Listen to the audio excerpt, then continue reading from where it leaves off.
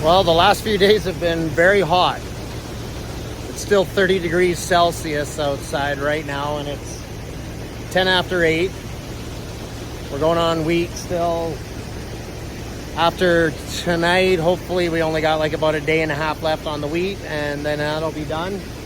But yeah, it's been pretty busy. I've been quite happily surprised with the yields so far. So the wheat's actually done not too bad. I had some thinner stuff north of the main farm that was pretty rough, but this stuff that's south and a little heavier soil, it's not doing too bad.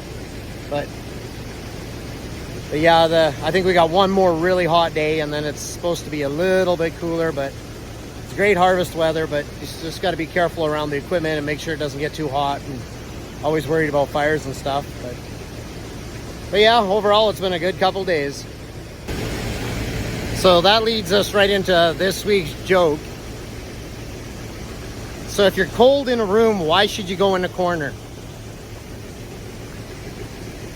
Because it's always 90 degrees.